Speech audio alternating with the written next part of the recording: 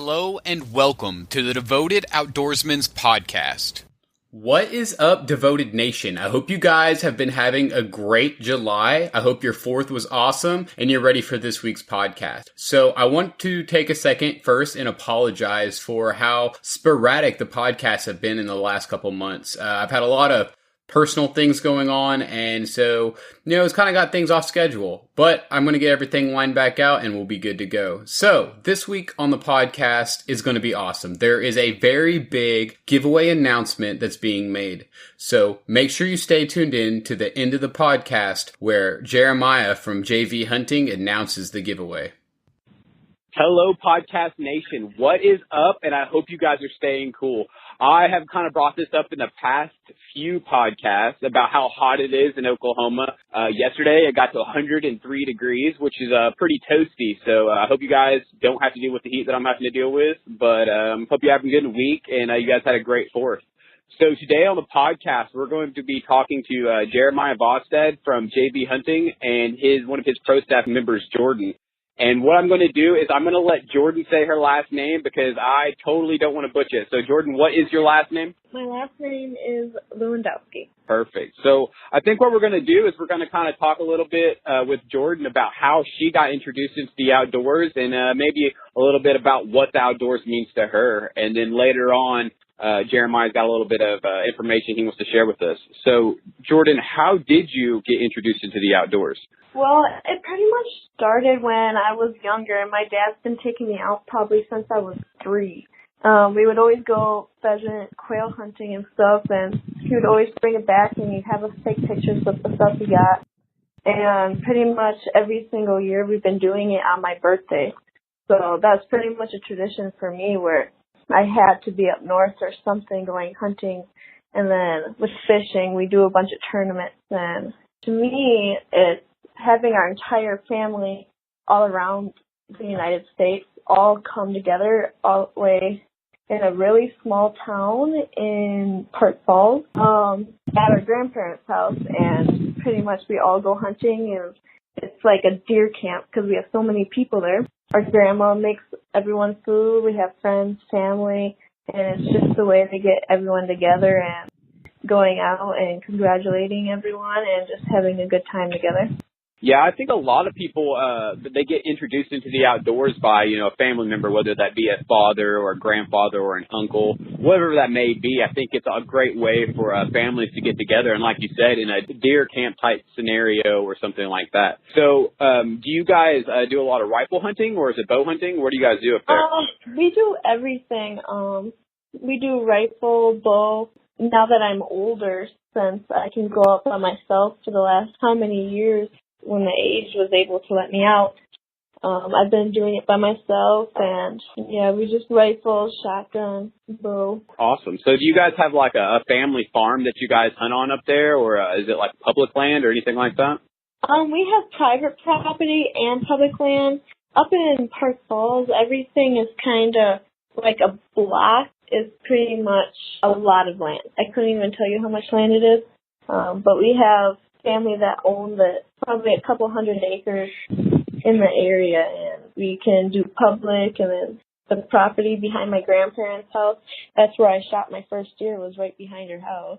So you said you shot your first deer behind your grandma's house. How old were you when you harvested your first whitetail? I was probably a freshman in high school, or just becoming a freshman. Okay, so you were probably like 15, 16, somewhere in that area? Yeah, around then. Awesome. So was it with a shotgun, or I don't know, what state are you from? I'm from Wisconsin. Okay, so in Wisconsin, do you guys have a rifle season, or is it shotgun only up there? I'm not real familiar with that area. We have, it's like a week long for rifle. But when I shot my first buck, I used a shotgun, and it had a slug in the gun, and I used my grandpa's gun, so that's how I got him. Awesome. So you say you used your grandpa's gun. Is that like a gun that a lot of your like cousins and brothers and sisters, if you have them, use, or was it just kind of like that's kind of how it worked out? Well, it was a gun that my grandpa used before he passed away when my dad was 16, and then that's a gun that was handed down to him, and my dad used it, and then he pretty much handed it down to me to use, and that was how I used my first gun. Not my first gun, but the gun that I used to shoot my first deer. And then I'm going to be using that gun when I go turkey hunting for my first turkey. Awesome. I think it's cool how a lot of families have a similar thing like that where, maybe it's a gun or maybe it's a bow. But like in my family, me and both of my younger brothers actually harvested our first whitetail with a 30-30 that my dad has. So it's kind of like like something that's going to be passed on most likely. Hopefully my kids and, they're my kids' kids, if that's something that's still available when their time's there. So your first deer that you harvested, was it a doe or was it a buck? It was a buck. It was actually, I was told one of the biggest bucks shot in that area in the last 8 years. Until last year, my uncle shot a really nice 10-pointer or something like that. It had a really nice spread on him. Yeah, since I shot it freshman year, it was the biggest deer shot. It was a 8-pointer. Back where I shot it, it was the biggest buck. Awesome. So was it an evening hunt? Do you want to kind of tell the story of how you harvested your first deer? Sure. It's kind of funny. So, I think I went out that morning and I didn't see anything. Actually, no. This is when I first got my hunting license and I could go out by myself. And I actually was running on probably 2-3 hours of sleep because since I just got my hunting license, my mom wanted to take me out with her boyfriend. And we drove 5 hours up north to go bird hunting. And then I shot my first mallard female that day. Then we drove all the way more up north so I can visit with my dad and my grandparents. And right when I pulled in, it was like a couple hours later, I got all my hunting stuff on and I went right out to the woods where we had my stand put up. And I sat out for the rest of the day. And then it was just about getting dark. I actually fell asleep. And then the moment I woke up, I saw the deer walking underneath my stand. And I froze like completely. Like it felt like I couldn't even feel my heart or anything. It was just the most craziest moment ever. He walked down to the bait pile that we had, and I just had this little opening through the trees. My stand was a ladder stand that was 18 feet high. And I put my gun up. I was as still as I could be, and I tried shooting, but I forgot to take off the safety. So then I was like even more stressed out because I was like, this is going to go away. And then I probably put my gun up 6 times, so I made sure I didn't miss a shot. And then when I finally shot, I shot it actually right through the shoulder, and then it went through the heart, and then it fell completely down right where it was standing. And then it was just the best moment because just seconds later, I could hear the ATVs from my family coming out because they were actually just about to come get me. So it was just that time where it was shooting hours. Awesome. So that's pretty funny that you were asleep when it showed up. That actually happens a lot. I've talked to several people where that same thing has happened, where they wake up and there's a deer in front of them. So ever since then, though, I'm just like telling everyone, like, how do you get your deer and fill your tags every year? And like, well, I just fall asleep and I wake up and there they are. So you said at a bait pile. Can you guys what type of baits can you guys use in Wisconsin? I believe you can only use a very small amount. And we use corn, and then my grandma gives me crackers or whatever she wants to have me put out there. She's like, the deer will like this. Let's put that out there. So apples, corn, crackers, just not a lot of amount, though. Yeah, so they kind of have a little buffet going on over there. So what's kind of funny about what you're saying is you fell asleep and then you're kind of anxious with your gun is my younger brother actually had a similar thing happen like this when we were hunting down in southeastern Oklahoma when we were younger. And what happened was he was set up on this draw down in this bottom. And down in southeastern Oklahoma, there's I can't really call them mountains because Oklahoma doesn't have mountains, but let's just call it a big hill. And he's kind of set down in the bottom in a valley between two of them.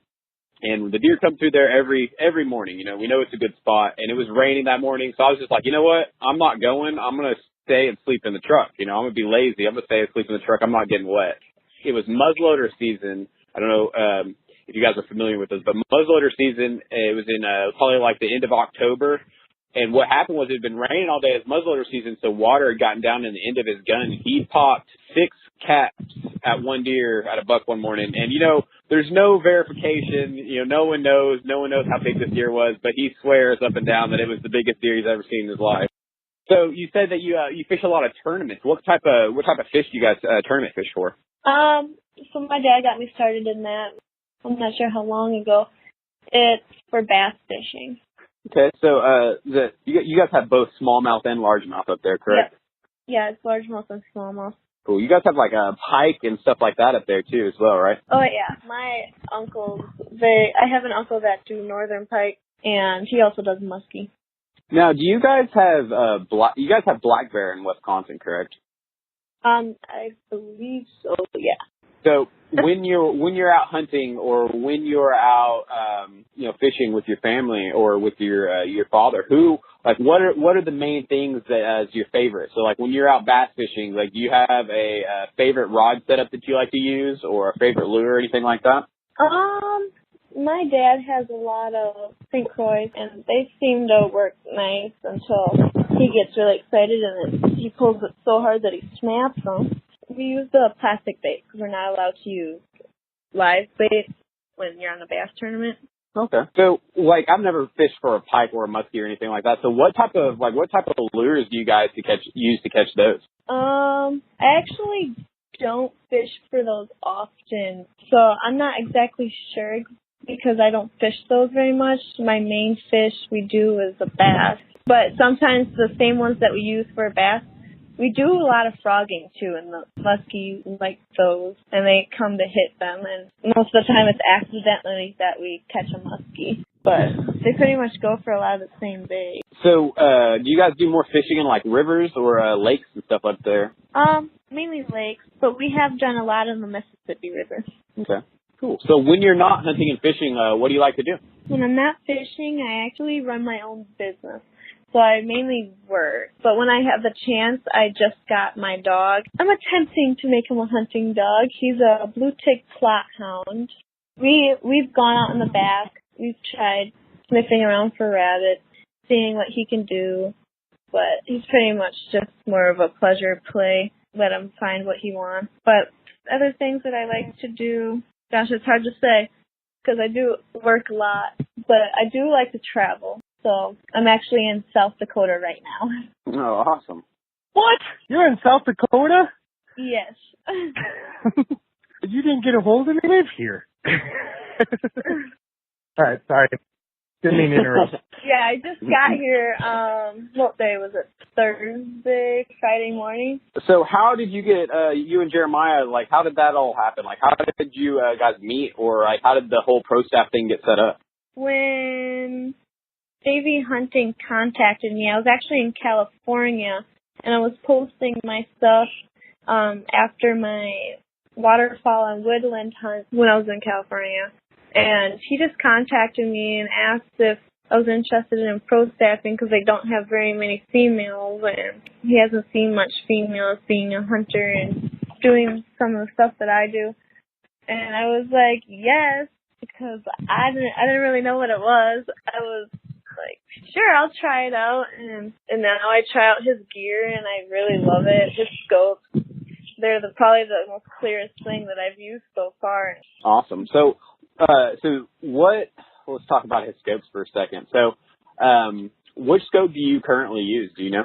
The only time I tried them out so far, I did them both, was to sight them in, and it actually was very easy to sight in because I was able to hit the target after probably 3 or 4 shots, and it was set to go. I haven't done much coyote hunting, and so I wasn't able to use it for that yet.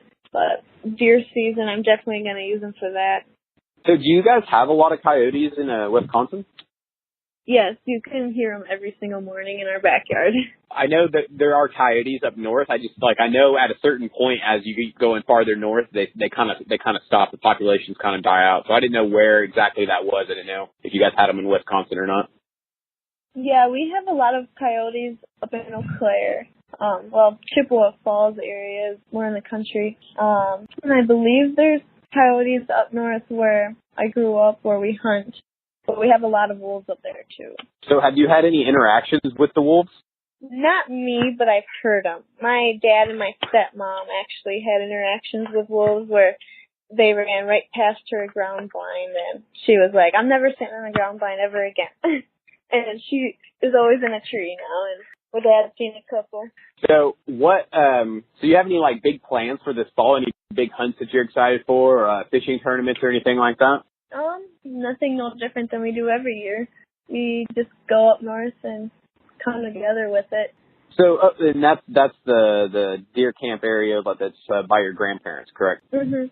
So, on that property, is that a managed area? Does somebody kind of like take care of it all year, or is it just kind of like an area that you guys go to during deer season? Well, nobody touches it. We bait the deer every year before the season, probably a month before, and then we stop baiting them when season's around, and we don't really do any maintaining or whatever. In our backyard, where we just moved to in Eau Claire, we put up some plots, like clover and stuff like that, just simple stuff. We don't really do too much to the property. We just let it be natural, and the deer are always there. So you guys probably get a lot of snow in Wisconsin, correct? Yeah. Last year the snow came down and it was probably past my waist in some areas.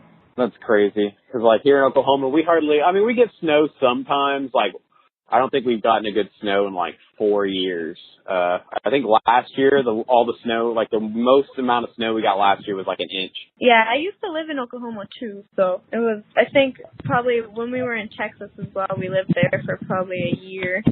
There was only one time where we ended up getting snow, and I was like, whoa, I can't believe we got snow in Texas. Yeah, Texas is another place all of its own.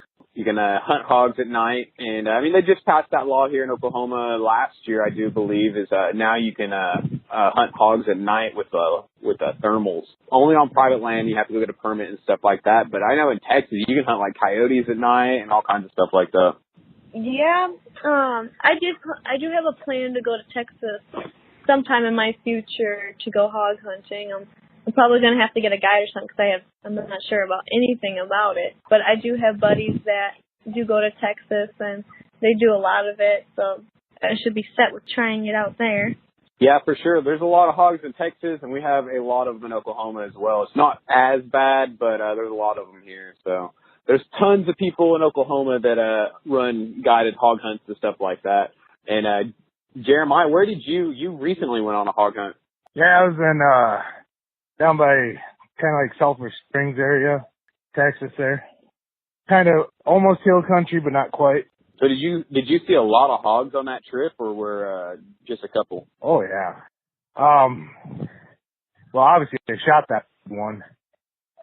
We didn't go real deep into the woods though, because I brought my wife with, and she's not much of an outdoors person. But there was sign. I went during the day and went and checked all the area and everything, and oh yeah, there were sign of hogs everywhere there. So I remember right after that hunt we were talking, and you said that there was kind of an interesting point where you were going to harvest something. I don't remember if it was a hog or what it was. And you said your wife screamed or told him to go away or something. What was that? It was a bobcat. I had never shot a bobcat in my life, and I finally had one walk out in front of me about 100 yards, and she didn't scream. She was half asleep and a mosquito landed on her and she freaked out. She thought it was a spider. And that's what made her yell and scared the thing off.